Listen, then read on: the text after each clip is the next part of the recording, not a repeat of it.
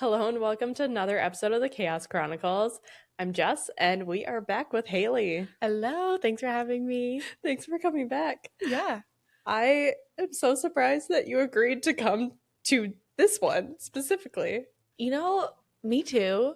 I don't know. I don't know much about axe murderers. The past couple have been a really good time, so I'm Mhm. excited.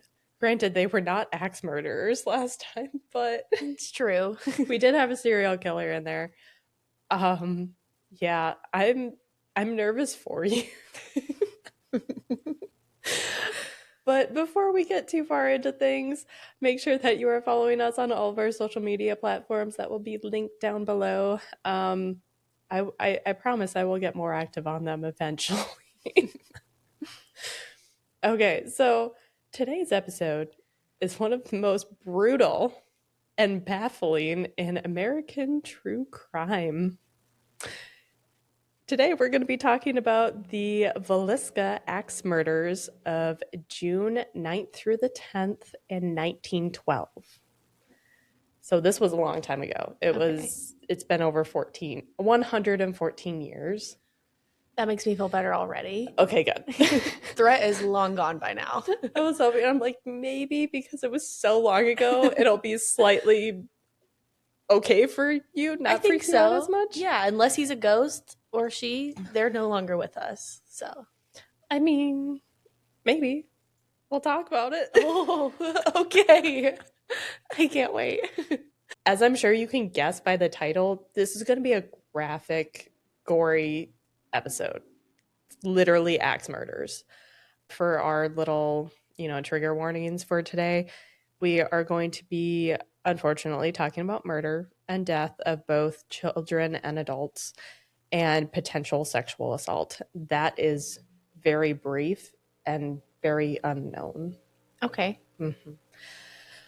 All right. So, are you ready to get started in this journey? I guess so. We are going to be going back to a quiet little town in Iowa called Villisca, which I had to look up the pronunciation because I had no guesses. And at the time in 1912, it had a population of around 2,500 people. Oh, so she's small. Teeny tiny. Yeah. Yep. So we're going to be talking about Josiah Moore. He started his adult life working for a hardware and supply store for 9 years. He then secured a John Deere franchise when he was 34 years old, which is huge, Insane. especially Yeah. in 19 like I don't this wasn't 1912, but like in the early 1900s. Yeah. That's a big deal. I mean, even today that would be a big deal. Yes. On December 6th of 1899, Josiah married Sarah Montgomery. They got married at Sarah's parents' home with their families, and then 12 years later, they had 4 children of their own. Herman, age 11, Catherine, age 10, Arthur, age 7, and Paul, age 5. There was a new Presbyterian church that was only about a 5-minute walk from their house, and on Sunday, June 9th, 1912, there was a Children's Day program. I am so sorry to pause, but I'm freaking out over the cat sitting with me. You have been chosen. I do feel really special. This is a good sign that the axe murderer is not going to come for me today. Oh, good job, Bear. Okay, sorry. Continue. No, you're good. And if you guys are watching this, Bear did recently get shaved. So he's very cuddly. The axe murderer got all of his fur. Oh, he's ready to comfort you. I might need it. Oh, you might need it. There was one part when I was doing research, which I already told you, but I literally gasped. It's like, oh my gosh. So I'm a little anxious for you. But so there was this Children's Day program at the Presbyterian Church, and the whole family was there, and 2 of Catherine's friends, Catherine was a 10-year-old, were also at that program. Ina May Stingler age 8, and her sister, Lena Gertrude, age 12. The girls lived on a nearby farm that was about 7 miles out of town, and around 6 p.m., Josiah called their family house to ask if the girls could stay with them overnight because it was so far away. And also, it was late at night, which is it's kind of odd to me. Maybe things were different back in the early 1900s, but I guess I'll say this real quick. The Moore family and Ina May and Lena started walking back to the Moore house when the program ended, which was around 9:30 p.m. Oh, which is really late for a Sunday night. that is. And it's summertime. Maybe it's like a Bible school. Did they do that then? I don't know. But it was like early June, and later on, I'll talk about it, but like they were supposed to go to school the next day. So, isn't that a little odd? That is odd.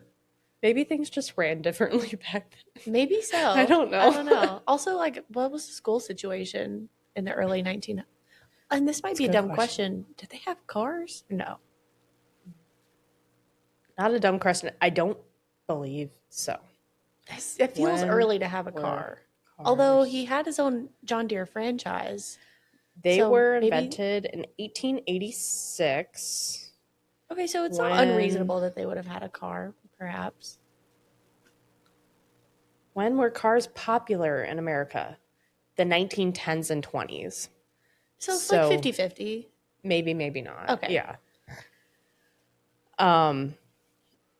Yeah, so not a dumb question because I literally had to Google that. Okay, so they're walking back around 9:30 p.m. They put a twin bed into the sewing room, which was downstairs for the two Stillinger girls to sleep on. And Catherine went upstairs to sleep in the room with her brothers, which was next to Josiah and Sarah's room. But sometime after night, gosh dang it.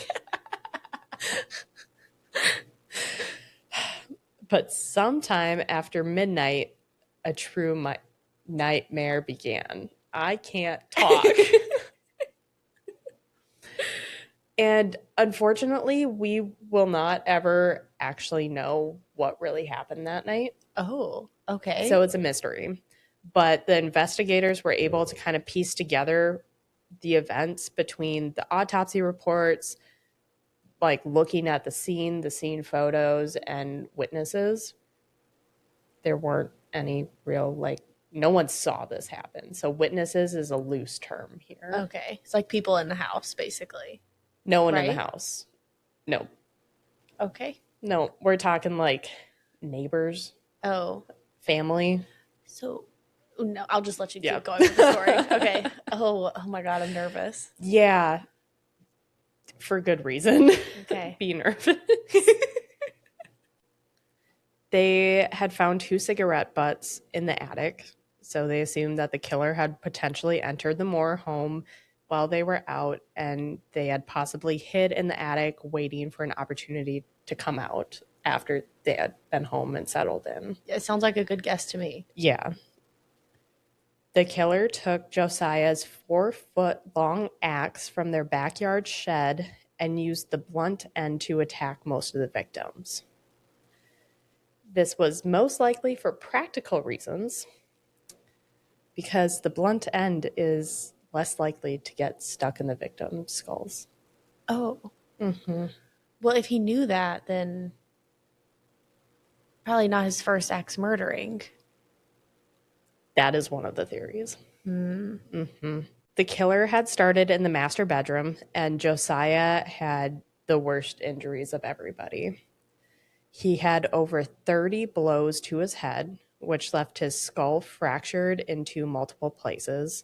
He was so mutilated that they were unsure if his eyes were destroyed or if they were gouged out. Oh my God. Like, he was obliterated.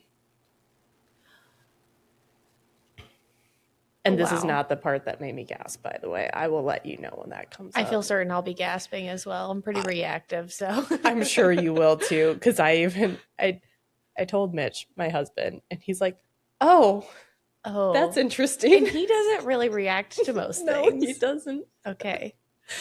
And I'm not laughing because it's funny. I'm laughing because I'm nervous. Laughing out of fear. I'm scared. And I'm the one that wrote this. The ceiling above the bed had several deep gorge marks that were made by the axe being swung up, and it was like embedded into the plaster. Sarah had 10 to 15 strikes and were also fatal. Hers were focused on the head and the upper body. A blood splatter analyst found that there were high velocity patterns on the wall and ceiling, which suggested that the killer had stood over them and swung down. Okay. Wait, so these are the girls that were like in the twin bed? No, this is the husband and wife now that we're talking about. Okay. Yeah. So the killer stood over them while he smashed their heads with the axe. On the bed? On the bed. Standing on the bed. Mm-hmm. All right. Mm-hmm. Next, he unfortunately went upstairs to the children's room where Herman, Catherine, Boyd, and Paul were.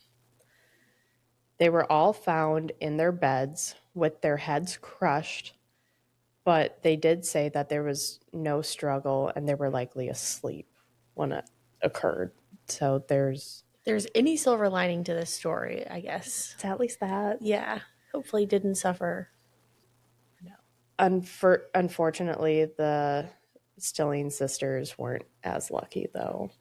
Or at least one of them. Lena had defensive wounds. She had a gash on her arm, and her body was across the bed like she woke up and briefly fought. And it does seem like Ina, her sister, had been killed quickly. Okay, so that probably woke her up. Yeah. When that happened. Mm-hmm. Oh, that's awful. But just absolutely terrible. The autopsies were done by local doctors. There weren't any formal pathologists, and they did confirm that all died from severe blunt force trauma to the skull and died between midnight and 2 a.m. After the killings, the killer went around the house and covered all the mirrors with cloth or curtains, closed the window blinds that weren't already closed, and covered each of the victims' faces with either cloth or clothing. Which you said is usually like a sign of remorse. Or back then that was also in like the grieving mourning period. Is you're supposed to like these are cover all them, cover the mirrors. Okay. Yeah. So like usually the covering of the victims especially is showing remorse to a certain extent. Right. It's weird. I don't know. Yeah. Okay. I don't know. They then went back downstairs, propped the axe against the wall beside the girls' room, washed their hands in the kitchen basin, leaving behind the bloody water. So this would never be unsolved in today's world. Right. But this is 1912. Yeah. I mean, fingerprints literally everywhere. Mm-hmm. Blood in the basin. I mean, wow. Yeah. Yeah, literally left the murder weapon at the scene. Yeah. Cigarette butts. Yeah. DNA galore. Exactly. Yeah. Wow. But no, back then they didn't. I mean, you could have murdered anybody. Pretty much. Yeah. Yeah. Wow. It's wild. Yeah. This would never happen nowadays. And thank God. Yeah, thank God. Like no one would be able to like get away with what this guy did. Right. And then they helped themselves to a plate of beans and some bread and then left and locked the door with the house key around 5 a.m., leaving no footprints. Wait, how do we have a timeline? I don't know why they said him leaving at 5 a.m. Mm-hmm. I wonder if it's like he left food out or something and it was still maybe, cold yeah, or maybe like the neighbors went I don't know. I mean, Someone had to have known something. someone started to notice like things were quiet around 6 a.m. So maybe that is maybe they're like, well, where, he had to have been gone by like 5-ish. yeah. Okay. Yeah. That makes sense. So Mary Peckham, the neighbor, she got up to hang laundry at 5 a.m. So maybe that's where the 5 a.m. thing came from. Yeah. Because they're like, he was probably there for, I mean, they did do a lot. Yeah, I killed a lot of people. Killed a lot of people. And if it was between, most of them between midnight and 2 a.m., and I mean, we're talking, he draped all the mirrors, went and covered all of the victims, closed the blinds, ate some food, cleaned up a little. Goldilocks, like, what are you doing? So, like, I mean, I could see that taking a hot minute, you know? He was busy. Yeah, he had a schedule. He did something. Yeah. He's sure something. Mary noticed around 6 a.m. that things were unnaturally quiet at the Moore's house. She's like, the children were usually up and getting ready for school, and the horses were starting to get restless because they hadn't been fed yet. So I guess that's the clue. They were using horses and not cars. Okay. So they didn't have a car. They had a horse. Horses. And then so at 7 a.m., she went over there and knocked on the front and back door, but they were all locked. No one was answering. She tried to look into the house, but all the curtains were drawn, so she couldn't even peek in to see if anybody was up and about. Yeah. She then called Josiah's brother, Ross.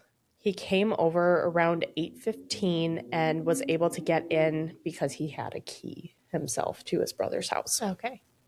He went in and initially didn't notice anything wrong, but then he went into the bedroom with the Stillinger girls. He saw the sheet over the bed and could smell the blood, because I'm sure there's a lot. Yeah. A lot. And he ran out, told Mary to call the town marshal and to call everyone. Oh, so they had phones. So they have phones. Okay. Yeah, they have phones. When did phones become a... When did house phones come out? In the late 1870s. When did they become common? Okay, in the late 1870s. So house phones have been a thing for a lot longer than I thought. Yeah, for sure. 1800s, didn't know that. Late 1800s, but yeah, still. One thing that we do have to keep in mind is that this is the early 1900s. The marshal was on his way, but word is going to travel faster than the marshal is able to get to this house and everyone else.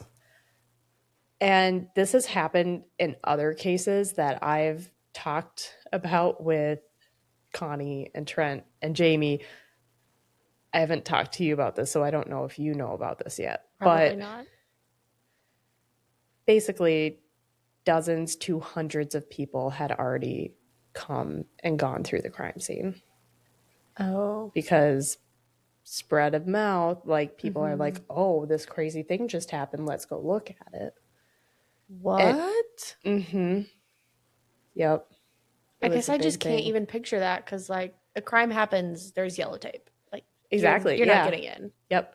But that wasn't the case. I mean, nowadays you can call 911 and you can get someone to you usually within 20 minutes. Yeah. Versus like back then, it was, how long is it going to take you to get a hold of the marshal? He might not be home. Maybe you have to start calling neighbors of the marshal to be like, hey, where is he? Because we have this incident. It's not, there's no cell phones. There's no, and it always blows my mind. But like, people loved to see crime scenes back then, loved to walk through it. It was this big, huge ordeal. Oh yeah. It was like a circus for these people. Wow. I don't know what it's like. And it's like, those are your neighbors. I know. Like, you're looking at dead bodies of kids that your kids played with. Yeah. It's creepy. like, The old public executions too. Yeah. What is up with that? Why were people so into that? Yeah. It was like what are we doing this weekend? Oh, we're gonna Oh, go to there's the executions. There's a hanging if you wanna go. Hang at the hanging. I will never understand, but that was their form of entertainment, which is just so bizarre. Yeah. And we will never understand that because we did not grow up in that time period. And again, thank God. I am so thankful for that. Oh gosh. So potentially hundreds of people have already gone through this crime scene, touched doorknobs, looked at the bodies, moved the bodies. Oh my God. And any Oh, evidence. I'm gonna need you for the next part. Especially because it was literally going to be the next line. Oh no. Okay. Oh, Bear, you're a jerk. He's like, I know the bad thing's coming, so I'm just going to leave you. Okay, so any evidence that was potentially there was gone. Was gone. And supposedly, some people even took pieces of Josiah's skull. You're kidding me. I wish I was. Wait, how do you know that? Like, That's why would they do why that? would they do that? It's a great. Why would they do? It's a souvenir. I guess like the blood would have been dried, but I just like can't imagine like, oh my God, a dead body, a piece of a skull coming home with me. What? Okay. Yeah. I will never understand. We will never understand, and that is a good thing. But why on earth would I mean, what would you do with it? Show it off to people? Is that like just sitting on your table like a talking point? That's horrific. Yeah. And also that just shows how obliterated his head was. Yeah, if they could grab a piece of his skull. Yeah. I didn't even think about that. Mm-hmm. Oh, it's Wow. Yeah, that part really took me back. And I was like, I might be making a mistake with doing this episode. It's not great. And the Stillinger girls' bodies had clearly been moved and were not in their initial resting spots. Ina was now laying face down, and this was like the potential sexual assault. Okay, I was gonna ask if this was it. Yeah, Lena's underwear was gone and her nightgown was pushed up. The doctors on scene were questioned if there was any possibility of a sexual assault, and he looked, but he said that he didn't notice anything that would indicate that there was any that was tried. Yeah. So there's that. But no one will ever know. But he said it didn't look like it. Yeah. So, but we know that the killer didn't do it, right? Because didn't the brother had already gone in? See, that's I couldn't get clarity on that. Oh, I see. In my brain, that's what I thought too. Mm-hmm. Like this clearly happened after, which is disgusting. One of the many. I mean, it's all disgusting. Sorry, but like, yeah. I mean, some random person does kind of that's take coming. The cake. Yeah, some random person that's coming in to look at this crime scene, and is like a necrophiliac, and like, yeah, that's horrible. But that's all that my brain could comprehend too, is that it happened after, because I feel like Ross's point of view that I found, and from knowing that the killer had everybody covered and everything, I can't see. That doesn't seem like them fitting. Like, yeah, it just doesn't match his MO. Yeah, you know. Yeah, I agree. It was very off. The scene was finally secured at 10:30 a.m. And it took until around 10 p.m. to get permission to remove the victims from the scene to the temporary morgue at the fire station. And it was supposedly around like 2 a.m. when they had all been finally brought there. Okay, so like a full 24 hours had passed. Okay. Mm-hmm. The next day, they actually brought bloodhounds out to go through the house and see if they could catch a scent. Mm-hmm. And they actually did, and they tracked the scent to a nearby river that is Nodaway River. Nodaway River. Okay. They found fresh footprints in soft mud, but they weren't able to track down the person. They assumed that the killer went either alongside the river or they were walking in the water in the river. Yeah. So lost the trail. And going into this case, which we've talked about, we know that there's not much for forensic technology that they could even use back then. There's no blood typing. Mm-hmm. There's no DNA. Photos were black and white and grainy Did you photos. see any photos? No, I couldn't find any. I mean, not that you would really want to in this case, but not really. Yeah. But even fingerprinting wasn't even common back then. It could be collected, but not everybody was doing it either. So, I mean, I guess at this point, it probably didn't really matter much that people were going through the crime scenes because what were they? The DNA that they had to begin with, they weren't going to do anything with it anyways. Right. Yep. Exactly. They didn't have much to go off of back then, which is just crazy. Yeah. Again, it's like a guessing game. Could have killed anybody. Honestly. That's wow. Truly was the wild, wild west. The wild, wild Midwest. Midwest, yes. Many townspeople wondered how a murderer could go about a house and murdered 8 people, but only one wake up. Yeah, that's a good point. Yeah. Some newspaper reports speculated that there was a sedative in the family's milk or cocoa. At that time, though, unfortunately, also very unfortunate for the time for this case, toxicology reports weren't routine for like autopsies. Yeah. So there weren't any tests run. So we will never know if they were drugged or not.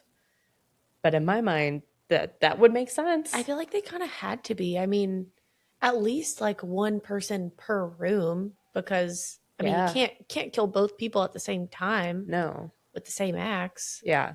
And you would think like, I don't know. Especially like standing on the bed. I know. How do you not wait? I wake up at the smallest noise.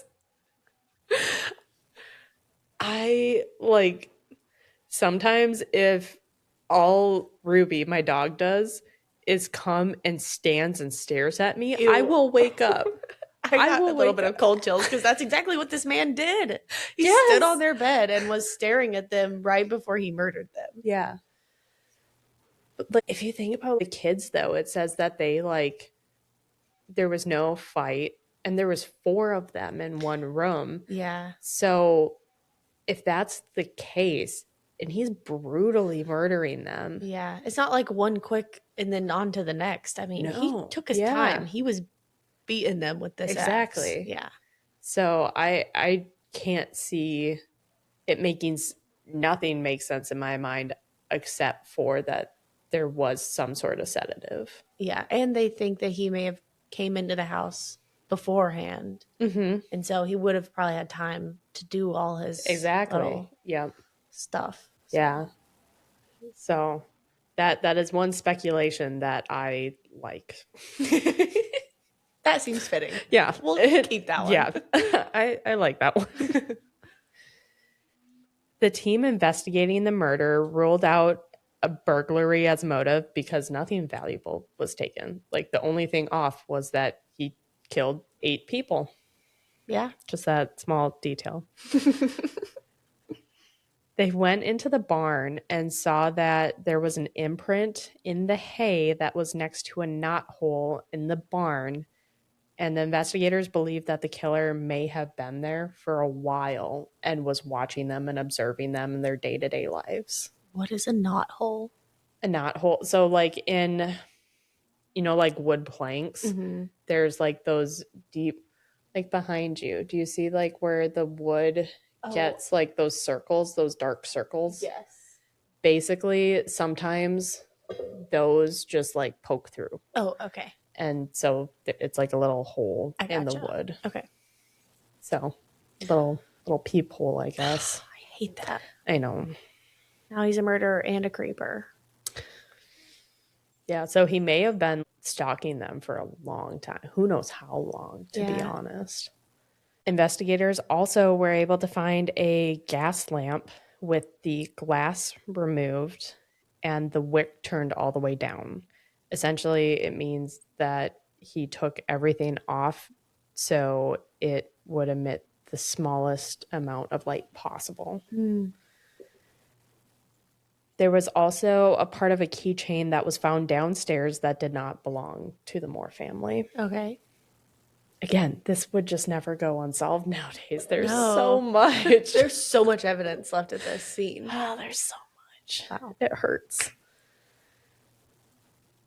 And so there was an inquest held on June 11th, and there were 14 witnesses. Now, again, these witnesses are loose terms. No one actually saw it happen. The first witness was Mary Peckham, the next door neighbor, which we already know her side of the story, followed by Ed Selly, who was a worker for Josiah at his store. Okay. On Monday morning, he got a call from Ross asking if he knew where Josiah was, and Ross is Josiah's brother. Ed, did not know and called Josiah's oldest brother to see if he was visiting them or his parents, and he said no. Later, Ed got a call from Mary Peckham asking if Josiah was at the store, and he wasn't, and since she had also said that the animals needed tending to, he left the store to go feed the animals. When he got there, Ross told him not to bother because, quote, something terrible has happened here, end quote. He went back to the store, and once there, he got a call from Mary telling him to bring the marshal to the Moore house immediately. They both came to the Moore house, and Ed walked out of the house and waited outside after seeing the first bedroom, which I don't. That's how a normal person reacts to that. Yeah, a normal person doesn't go through all the places and takes a piece of a skull, maybe. I will never be able to forget that small detail. It's just going to forever like stick in my brain. Oh, that's a bad choice of words. I got scared. Something was behind me. No. Like that was just a bad choice of words. Oh. I just like can't get over the part of like, what on earth would you do with that? Like, why do you want that? And what are you going to do with it? I don't know. No. Anyways, no. He then met Harry Moore, another one of Josiah's brothers. He was questioned about potential enemies of Josiah, or Joe as he called him. Ed said that Joe had told him about a brother-in-law that didn't like him and, quote, said he would get even with me sometime, end quote. He was talking about Sam Moyer, and that's like the end of that. We don't get to hear anything else about Sam. Okay. Well, not much to go off of there. So no, not really. Yeah. No. Dr. J. Clark Cooper was the first physician on scene and basically gave all of the information from what I had told you earlier about all the findings. Yeah. Jessie Moore was next. She was the wife of Ross. Jessie answered Mary's call that morning to ask about Josiah. Jessie had called Josiah's store, and Ed Selly told her that he couldn't reach anyone at Josiah's home and wasn't at his parents or in-laws. This isn't definitely a heavy case. Yeah, this is why I warned you. How are you doing over there? Let's do a little check-in. I'm actually doing okay. I mean, 8 people were brutally murdered here. Yeah, they were, yeah. Honestly, still the most disturbing part to me is the fact that someone took a piece of a skull. And that is the part that's sticking with me too. Like, these cases normally don't bother me. I find them very interesting and Mm-hmm. no. Unless it was the murderer, why would you do that? Exactly.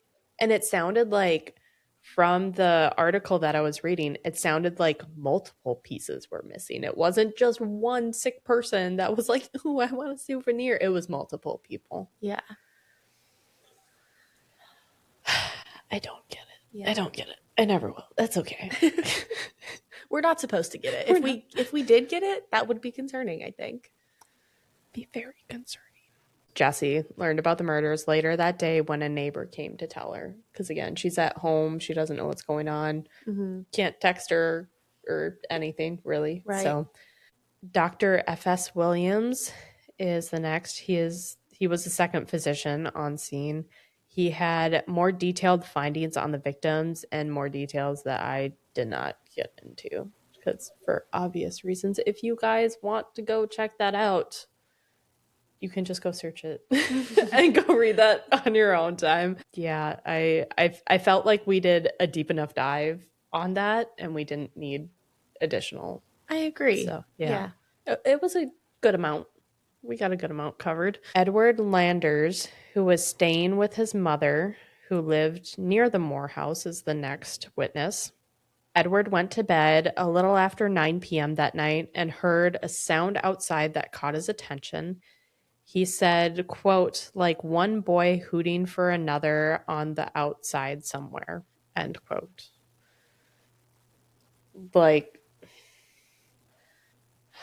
I see that either like either like the, I don't know, like boys calling after each other to like get each other's attention. Like one's on one end of the street, the other's on the other. Or like, is one like whistling at a girl or like, Yeah. That's like the two ways that I read that as. Yeah, I'm not sure how else to take that one. Yeah, I don't know. He also said that he thought he heard a woman moaning around 11 p.m., but was not sure. Okay. Even like 11 p.m. I mean, they suspect that the murders were between 12 and 2. Yeah. So Maybe. And who's to say that it was truly 11? Maybe it was later. I'm sure they had clocks, but they didn't have like. I mean, it would have been dark, and they only had like the little the silver ones with the ding-a-ling-a-ling. I don't know. You know what I'm talking about? Yes. I don't.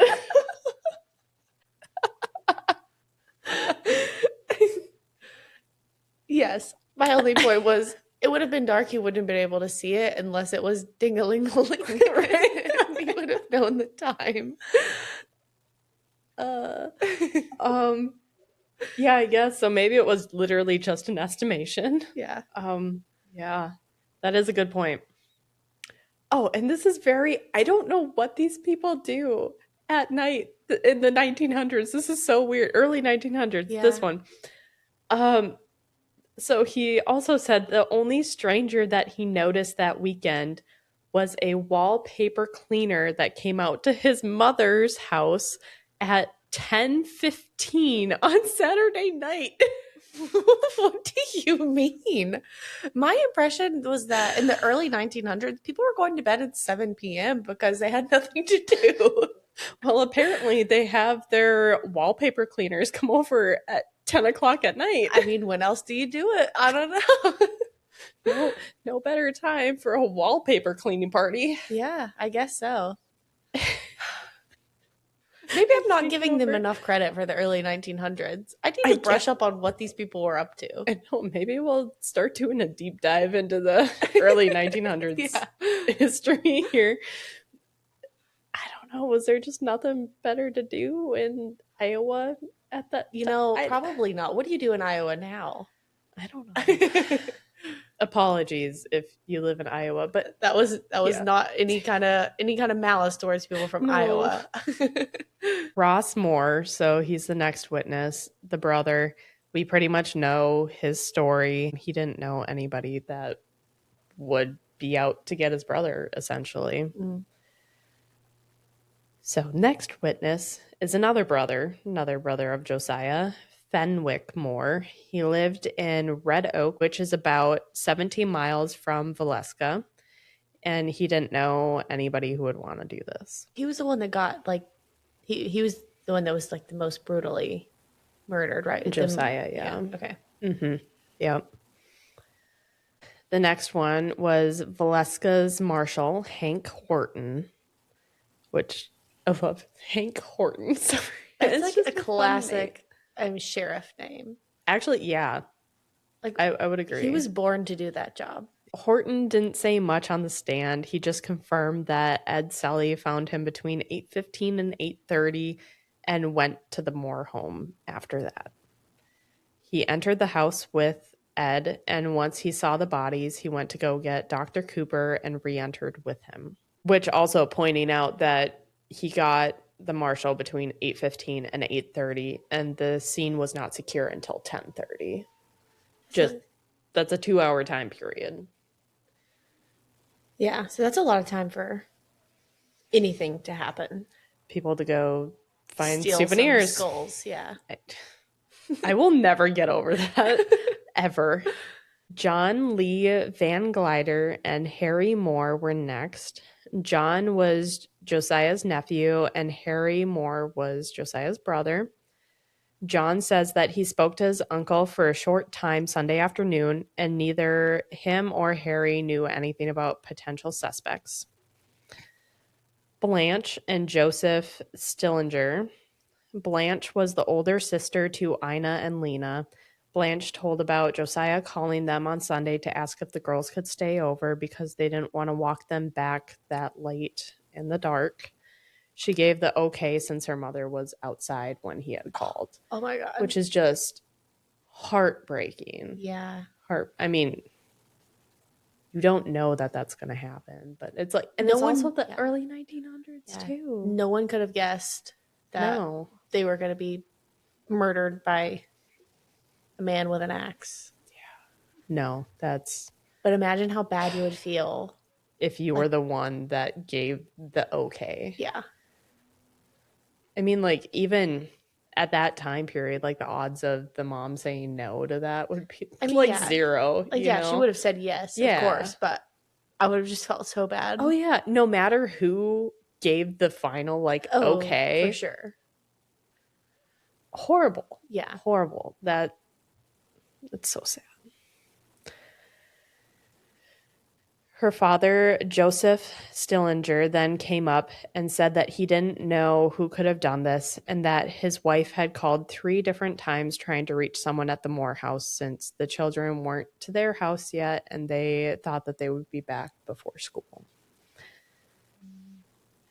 Charles Moore, another one of Josiah's brothers. I think we're up to like 5 brothers at this point. Yeah, Josiah has a big family. Yeah, which was pretty common back then. Yeah. Very common. Charles was asked to identify the axe. He couldn't for sure say that it was Josiah's, but knew that he kept one in the coal shed. He also stated that Joe was in the habit of locking the house from the inside that they went to sleep because he had, come over before and his doors were locked. And so, all right, suspects. Are you ready? I'm ready. All right. There were several people suspected and many, many possibilities that were in the newspaper, but eventually all the leads did go cold. So we'll just say that it is not solved. But we do have the top suspects here. Okay. First is a hitman. Oh, a Mhm. hitman. A hitman. Remember in the beginning of this episode, I said that Josiah worked at a hardware store for 9 years? Yes. When Josiah opened his own store, it was also in the same town. Okay. So now we're We're talking like He's like, rival yeah, he's stores. competing. Yep. So supposedly his boss, Frank Jones, wasn't happy at all that he left and took the John Deere franchise with him. And on top of that, there was also a rumor that Josiah was having an affair with Frank's daughter-in-law. Frank and his son were accused of hiring a man named William Blackie Mansfield to kill Josiah Moore. They were not arrested and always denied the claims. Blackie was actually arrested in 1916 as a detective believed him to be behind the axe murders of his wife, infant, child, and both of his in-laws, like Blackie's like wife and infant. Oh, so Blackie and both. has been accused of a separate set of axe murders? Correct. Yep. Do we know when those happened? That happened in Blue Island, Illinois on July 5th, 1914. So a month later. No. 2 years later. Okay. Mm-hmm. Yep. He was also suspected, not like, right. Yeah, of another axe murder in Kansas and then another in Colorado. Also afterwards or some before? I don't know. I didn't write down dates for that one. I gotcha. There was a Detective Wilkerson who was looking at Blackie's potential killing and found that all cases were similar due to how they were killed. In each case, the victims were killed with the blunt end of an axe. The mirrors and bodies were covered in cloth, and a lamp without the glass chimney was found at each scene. Well, he does look awfully suspicious. I can see why they were looking at him. I do see that. Yep. Blackie did, though, have an alibi during the times of both the Kansas murder and the Moore family murders. Darn. So, probably not. But maybe. I mean, I feel like alibi, like, what proof do you have? No, there's no video cameras. There is no video cameras. Text threads to show, like, yeah, I was here. Right. So I don't know. Are we just trusting his word? I don't know. Someone saw him somewhere at some time, but again, even still, like, to your point, it could be like, hey, you're my friend. Tell them that I was with you at this day and time. Right. Like, I don't know. Yeah. We don't know. Yeah. This was also over 100 years ago. We don't know. Yeah. And no one will ever know unless they had cameras back then, and we will discover them eventually. I don't know. Oh, now that could be a fun twist. Cool. Yeah. I would love that twist. Let's solve all of the unsolved cases by finding these cameras. I love it. I don't know. In my brain, I like to find happy endings or like not happy ending, resolved endings to these. A cold case is the worst. It is the worst. Yeah. Especially one from so long ago. Like there's no chance that they're especially this one. No. Yeah. There have been some that have been solved. I used to love the show Cold Case that when they were finally solved. Yes. That one was also one of my favorites. That was so good. And it's such a great feeling. So he did have an alibi for the Kansas murders and more family murders. What was that? What was what? Do I need to check to make sure the door is locked downstairs? I don't know what that was. I think it was Ruby. She'll let us know if an axe murderer comes in. I'm sure she's like stretched out, and she does make she groans. Okay, so the last thing on Blackie here, he did start a lawsuit against Wilkerson for slander because he was so adamant that he was behind these multiple axe murders. Sure. And he ended up winning that lawsuit case and won $2,225, which in today's money which I expected it to be more for some reason. Yeah. It was only about $77,500. Well, my math was definitely off. I know. I like looked that up and I'm like, there's no. Am I missing a zero somewhere? Yeah. I expected that to be more, so I guess not, but I don't know. Next, it's Reverend George Jacqueline Kelly. Reverend? Reverend. Oh my. Mhm. Continue. This is 1912. Yeah. Yep. Okay. The time of a lot of undiagnosed mental health issues, or untreated mental health issues. Yes. Yeah. Reverend George Kelly was born in England and was 5'2" and 119 pounds. He was a traveling Methodist preacher and was doing some work for a church in Villisca. He even attended the Children's Day program on June 9th. Same program. In the following weeks, he sent letters about the case. He even sent in a bloody shirt for cleaning. Wait, to where? A cleaner? Interesting. George Kelly did have mental health issues and was diagnosed with schizophrenia. He was also known for peeping in windows and confessed to several arsons. Okay.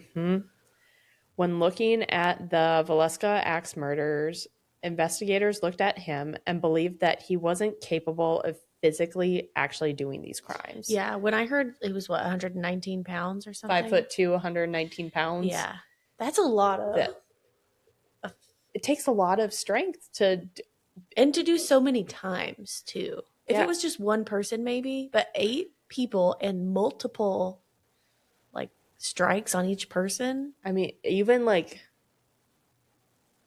Josiah and Sarah alone is at least 40 strikes. Yeah. 40, and you have enough strength to gouge the ceiling. Yeah. And it's a 4-foot long axe. Like, that's it's not a little. Yeah. It's not a little thing. No. Probably heavy. Yeah, I know. Because at first, when I was reading this, I thought it was a little like hatchet axe. Yeah. No. This is like a real, true. Yeah. Big one. He actually was arrested 5 years later. And after being interrogated, he confessed, quote, "God commanded me, slay utterly, suffer little children to come unto me. I killed the children upstairs first, downstairs last, picked up the axe. God wanted me to do it this way," end quote, and claimed to hear voices while studying sermons. Well, that doesn't make you feel good, but nope. Also not fitting with what the physicians said. Correct. And also, like, 1,000% schizophrenic, though. Yeah. 1,000%. These, like, thoughts of, like, like hearing directly from God. Yeah. Like, I mean, not a lot of prophets these days. So. No, but how many prophets have had God tell them to murder people and actually go through with them? Yeah. I did have to add the last part. What was it? Abraham and Isaac? I'll have to study up on that one. God told, I think it was Abraham and Isaac. God, let me look this up before. Is Abraham and Isaac? Abraham and Isaac. Basically, God tells Abraham to take Isaac, his only son, whom he loves, to the region of Moira and offers him as an offering, basically, because it was in the days of like sacrificing livestock. Yeah. And so Abraham clearly obviously didn't want to, but God kept telling him, like, you need to sacrifice your only son. And he actually went to do it, and God told him to stop. Oh, okay. So, like, go skull. Oh my God. I know, right? It's some of the stories in the Bible, you're like, that was a real nail biter right to the end. I remember learning about that story when I was like 4, by the way. Yeah, that's a crazy Sunday school. I know. No wonder you like these. You've been trained for this. Been trained for it my whole life. But yeah, so not like that. Yeah. Yeah. Yeah, so basically between witnesses, so he had been arrested 5 years later. Between witnesses forgetting details and there not really being physical evidence, the first trial, the jurors couldn't decide, and then the second ended in a mistrial. So, Okay. nothing. And he was arrested for these murders. Okay. Yep. He left the Midwest area after this and went to New England and was a chaplain. Oh, yeah, I had to add this. He was a chaplain for the KKK in New Jersey. Yep. Yep. And then later became a chaplain in New York for I don't know who. But yeah, he was a chaplain for the KKK. Well, I can't say that really shocks me, but like I didn't expect the KKK to be brought up that in really here. popped out of nowhere. I know. Wow. Things are really just popping out of left field over here. Yeah, this case is really wild. A lot going on. There's so much. Okay. So that's him. The next is Henry Lee Moore, not his brother. Okay. No relation. Okay. Just happened to have the same name. Totally. Because at first I was reading this, I'm like, ooh, T. Ooh, no. A family member? No. Okay.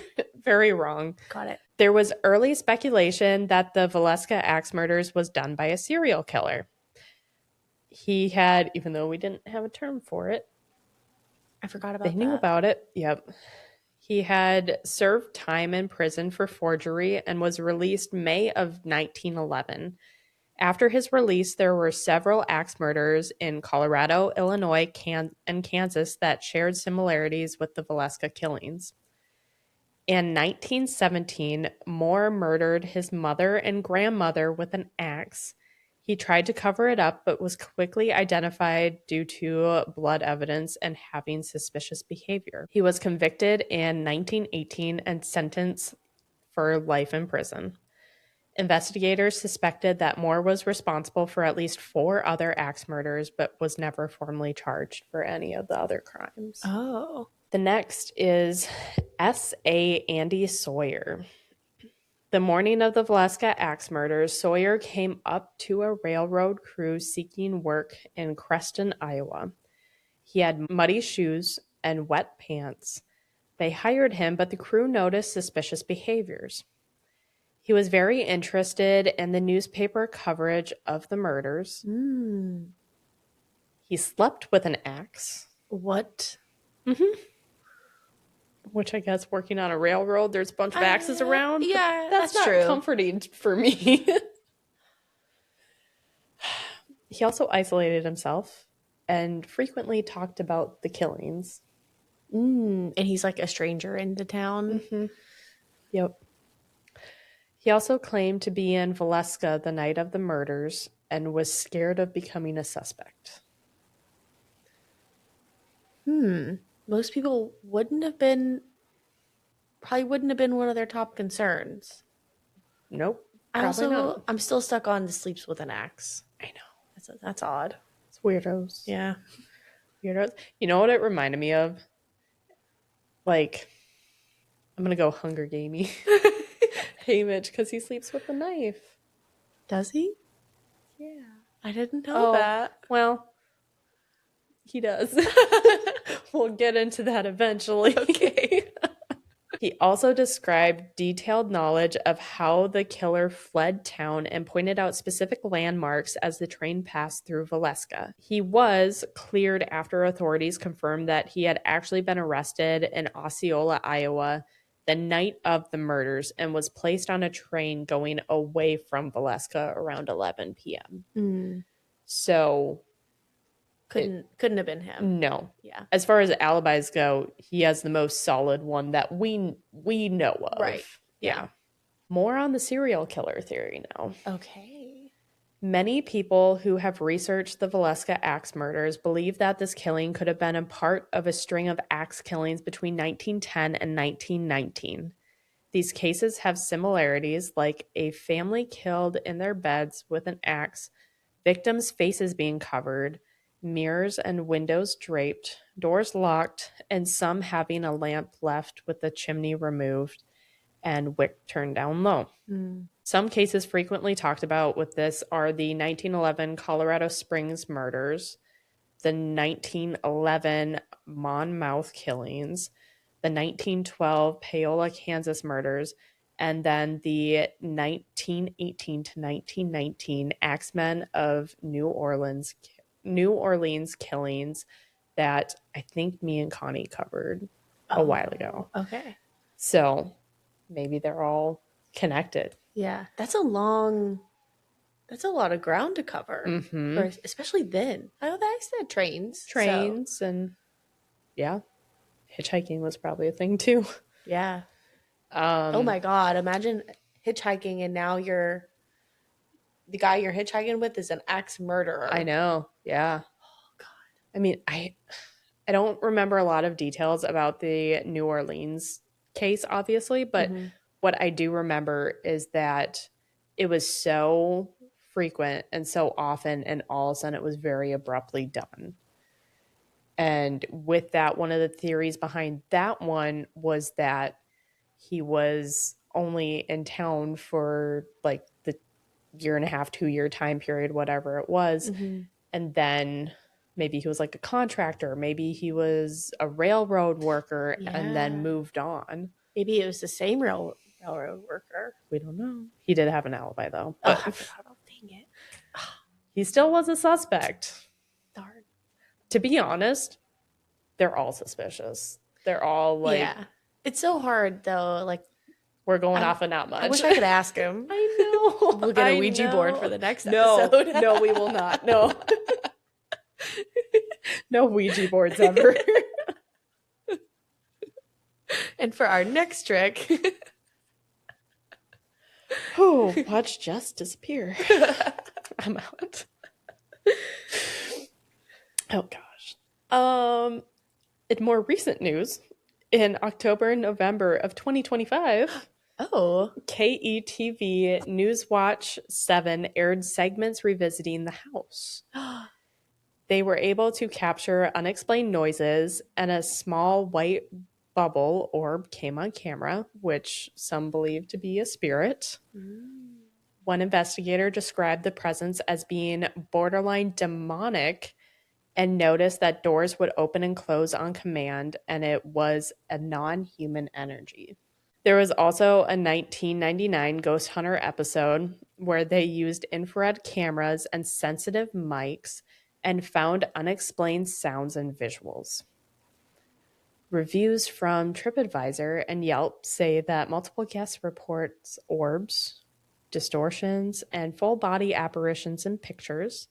They also hear unexplained scratching, footsteps, giggling, and crying, oh my God, specifically from the kids' rooms, right? And objects moving. There is a website for this house.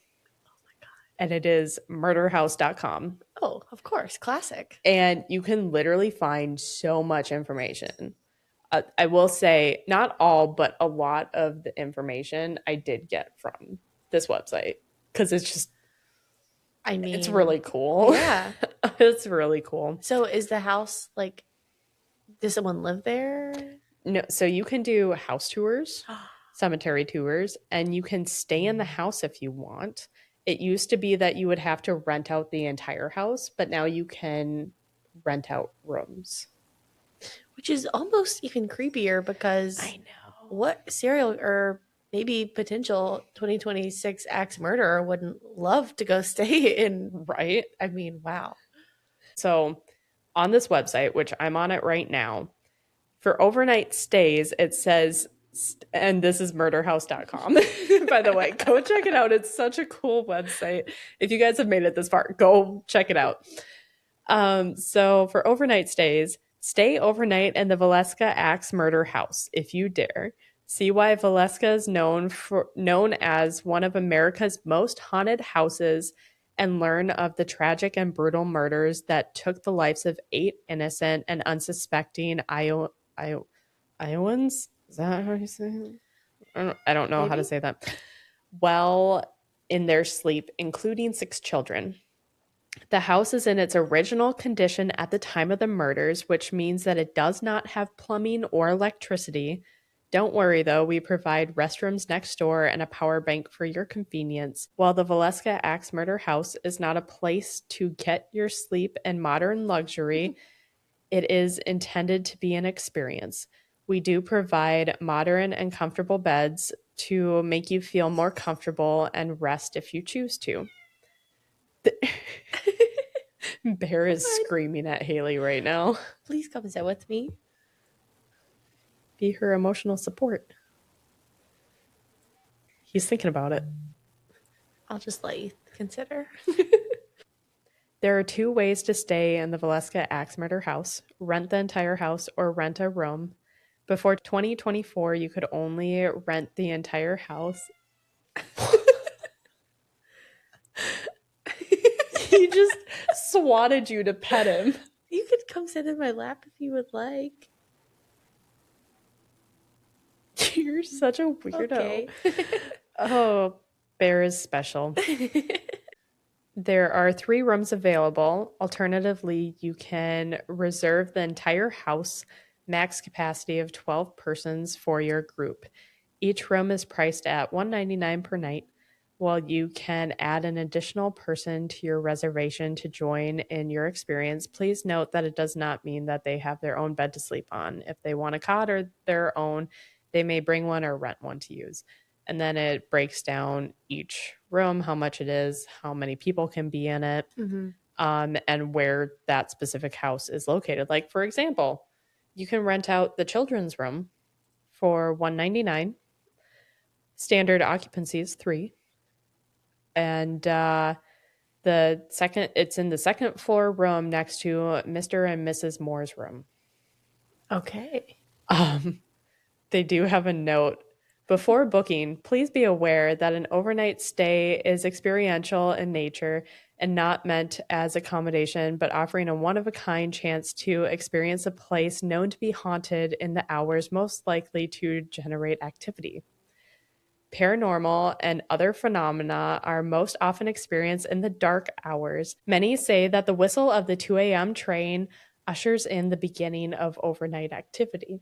Oh. Which is also like, what is it, like the demon hour or whatever? Like is it? What is it? It's like between like 2 and 4 or something. The witching hour. Yeah, like actually like called the witching hour, yeah. Which I guess would have been like around the time that they all died too. Right. Because it was all between like 12 and 2 a.m. So. Yeah. Would all make sense. Crazy. Add-ons, though. For add-ons, there is a 2.5-hour private tour, which might be kind of cool, to be honest. There's a history and hauntings tour, which also sounds fun. Yes. And then you can also ask for ghost hunting gear. Which would be like the infrared and the sound thing. Yeah, and where it's like, wee. Yeah, I would assume so. I don't know. What is standard? What is standard? I'm surprised you don't know this by all of your mini Googlings from your podcast. You know, I will say, believe it or not, I don't do much of the supernatural stuff. Oh, okay. Yeah. Right. What does Google come up with? An EMF meter. Oh, that's what I was thinking of. Detects energy spikes or spikes in electromagnetic energy to pinpoint the activity of going on. Digital audio recorder. Digital audio recorder captures electronic voice phenomenon or sounds not audible to the human ear. Infrared camera or camcorders. I can't talk anymore. Flashlight, headlamps, spirit box scans radio frequencies to generate white noise believed to allow spirits to speak. Interesting. Thermal imaging cameras for cold spots. Motion sensors or detectors alert investigators to movement in secured empty areas. Structured light sensor camera maps human-shaped figures in the... I don't like that. Human-shaped figures in the dark that are invisible to the naked eye. I don't need to know that. I don't like that one. And then it says extra batteries. And then optional, dowsing rods. What? Dowsing rods? For yes or no questions to detect it. Do I need to look up what this is? Am I going to be on a watch list after this? Potentially, if you're not already on one. I was going to say this is very mild for me. Oh, okay. I have seen those before. They're those little things. Oh, yes. Like people hold them. They're like little L-shaped. How do I show? I feel like they use those in maybe Insidious or like The Conjuring or something. One of the movies they have used these. That. Yes. Yeah. Yes or no question. I'm sure it like rotates out or in for yes, no. I'm assume I don't know.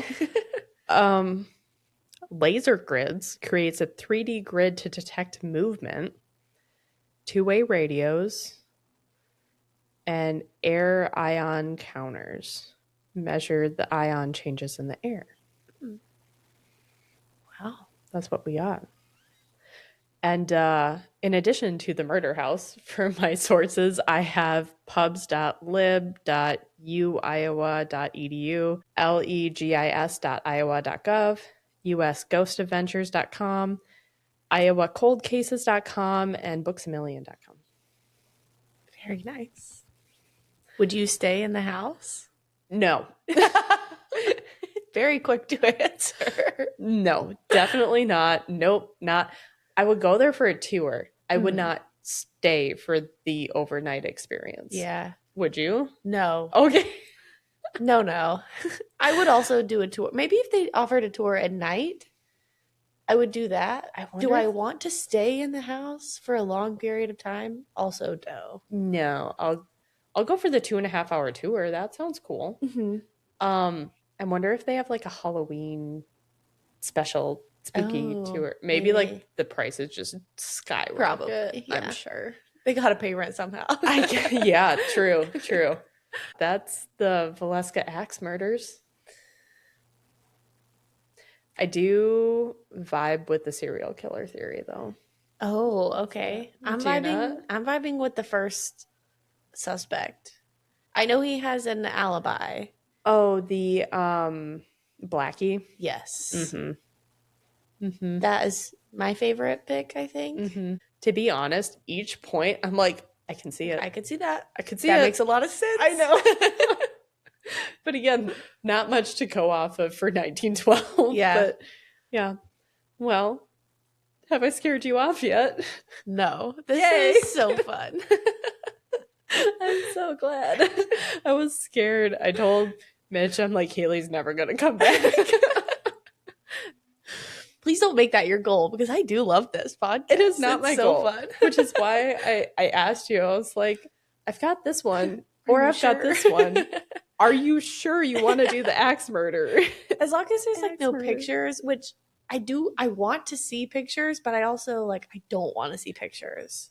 I can't remember what case Connie and I were talking about, but we're like, oh, I'm just going to look up. And then a picture popped up. We weren't even trying to look up pictures. A picture popped up and I was like, okay, I'm done. And I will say, I have seen a lot of things, in person, I've seen a lot of messed up things. And even me, I'm like, I'm good. That's a little much for me. So yeah, be careful when you're Googling, folks. I'm glad you do all the research. Oh, it was Ed Gein. Wait, they made a documentary. He wears the mask. Yeah. Oh, yeah. There were some things that the world should never see. Oh, yeah. Maybe I do empathize with the people who wanted to walk through this house when all the people were there. Because morbid curiosity, I want to do a little Googling now. Oh, don't look that one up. Don't do it. It's gross. I think there was probably another one, but yeah, definitely don't look that one up. That's okay. I'll tell you off camera what he did. You guys can go check out the episode though if you want. And on that note, you can go ahead and look at our description below that all of our social medias will be there. Go follow them. And we will see you next time. Yeah. Thanks for having me. Thanks for coming back. Love it. Yeah. Bye. That was You so made fun. it. Yeah.